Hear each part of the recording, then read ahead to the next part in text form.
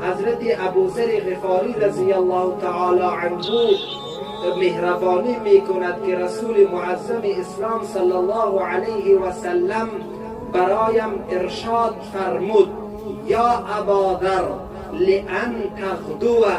از اینکه صبحگاهی را باز کنی و در صبحگاه روشنی صبحگاه بیایی، نفس به جانت باشد، فتعلم آیة من کتاب الله،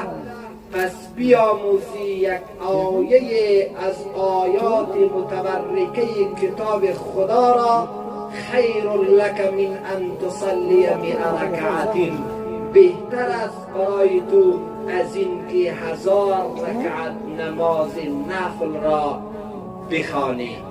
این پاسخ آن جمله سوالی است. قرآن خواندن هر آیه از آیات ملکوتی قرآن عظیم و شان دارای حکمت‌های گسترده و گوناگون می باشد که مفسرین و خادمین قرآن عظیم و شان با تحقیق و تجسس و تفحص و کنکاشگری که کردن، بعضی از حکمت‌های آیت‌های متبرکه قرآن عظیم و شان را برای اهل علم و اهل قرآن عرضه و پیشکش نموده است. بدین منظور پاسخ این سوالیه را برای طبقه عوام الناس، برای شاگردان مدارس، برای شاگردان دارالحفاظها و برای کسانی که عنفوان جوانیشان را در راه خدمت به قرآن، در راه تعلم و تعلیم قرآن عظیم و شان سپری می کند، بیاین اعمال من را، حرکات من را، حرفهای من را با آموختن و آموزانیدن آیه های متبرکه این کلام ملکوتی رب العالمین مزین و زیبا و مقدس و منزه بسازیم. هدف و مقصد تنزه اعمال می باشد. تنزه اعمال، صیقل زدن قلبها از زنگهای معنوی، پاک کردن و تقدس اذهان، پاک کردن و تنزه جوارح و لسان از همه شرکیات و بدعات و خرافات برمیگردد و مقدس و پاک کننده اصلی که همان آیه های متبرکه این کتابی معززی پروردگار می باشد که حضرت رسول معظم اسلام برای حضرت ابیذر غفاری فرموده: لئن تغدو فتعلم